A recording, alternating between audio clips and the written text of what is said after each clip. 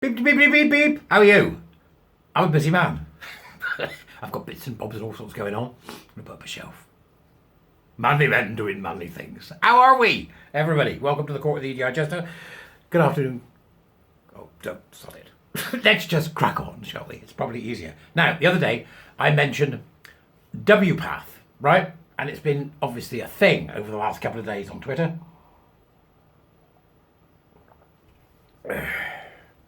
WPATH stands for the World Professional Asshat Trans Hawkers. It doesn't, obviously. Don't be so stupid. It stands for the World Association for Transgender Health.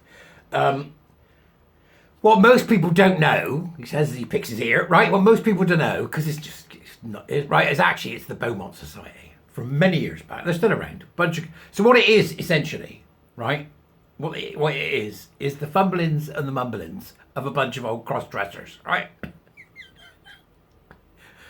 Yep, old Gusset regarders. Now, once you look back, right, at that lot, a bunch of cross-dressing heterosexual men who, in essence, invented the Stonewall umbrella, by the way. You know, the umbrella was invented by them way back. I mean, way back. That was around in San Francisco in the 70s and 80s. So it's been around a long time, right? They've been pushing for this for ages. So this is the mess we're in now because of these LARPing men, right? Now, WPATH over the last few days has had a bit of a good kicking in the old being the main thing, knackers, right? Dear, it's so joyous to me that this is happening because it might save children and young people. They had a membership of 4,000, for example, over the last few years. That's down to 1,000, right? So something's going on. What's happening? Something's happening. So I went to do a bit of the old diggings, and I found an article that passed me by from the 6th of January 2022. When I asked all the folk I knew, can you send something? So this is what got sent to me, right? By the folk. That'll be women, by the way. Right, okay? Sent to me. A trans pioneer explains her resignation from the US Professional Association for Transgender Health. And this is from the 6th of January 2022. So actually we're going back 2 years. Was the writing on the wall at this point? One can only hope that it was. I think it was. Berkeley-based clinical psychologist Erica Anderson describes her mission as helping those who have embarked upon a gender journey. Right, this was somebody who not just licked the Kool-Aid, but had, swallowed. Right, embarked upon a gender journey. Right, she also seeks to advance the shared goals of social justice and transgender well-being, right? So this was a full-on Fruit Loop. I mean, the whole bought into the critical social justice enchilada, right? She offers assistance to anyone seeking to understand, educate, and level up as a transgender ally. I mean, it's the language of gaming. They think the world's Fallout or Skyrim. Or Baldur's Gate 3, where you can choose. Do you want your character to have genitals? No thanks. Do you want your character to be a non-binary gnome from Zagreb, or whatever it's called? Yep.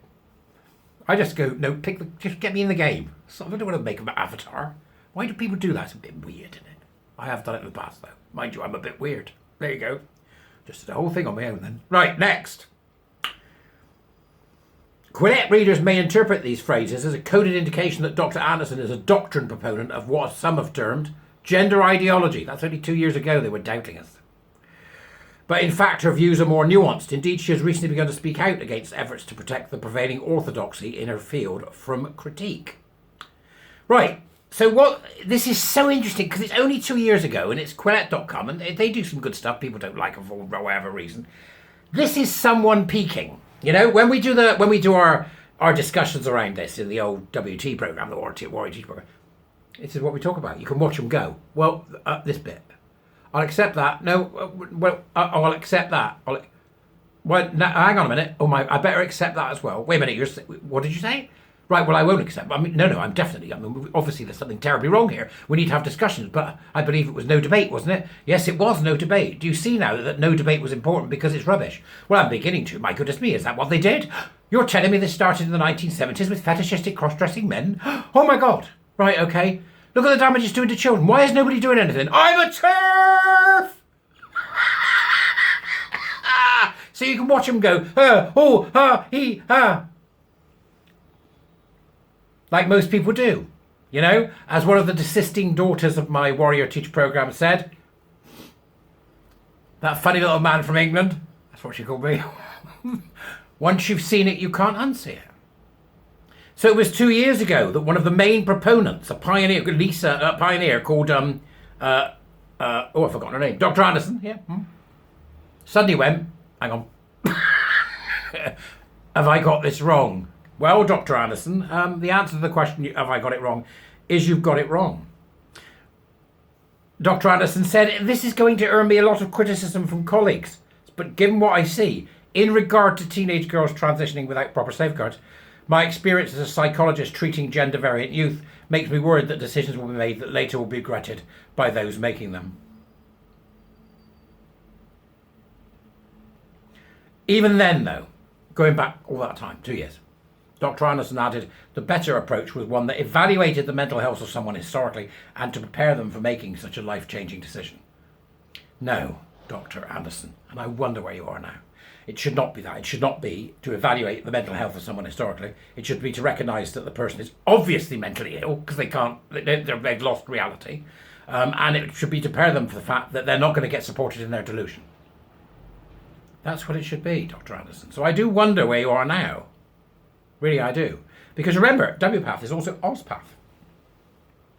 They're everywhere. And it was all from the 1970s and 80s from a bunch of, Beaumont societies still out there.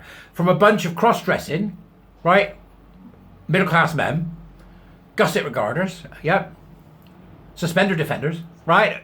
Who wanted to be accepted by society as something they're not because they get their jollies from it. Right? That's what it was, right?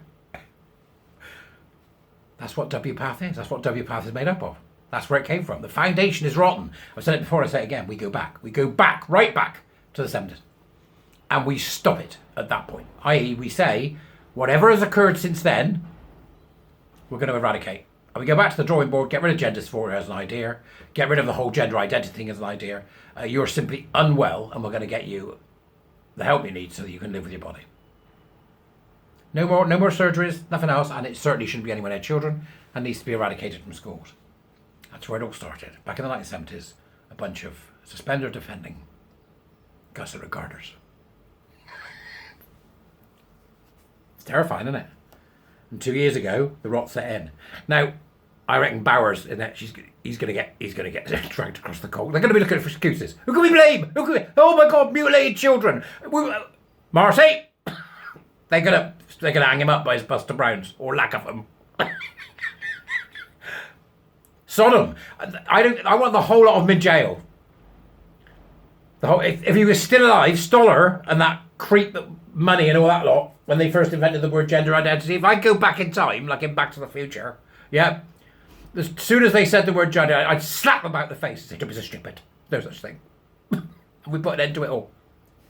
It was always based on cross-dressing and fetishism. It's never been anything but. Right? I'll see you later, people. Have fun.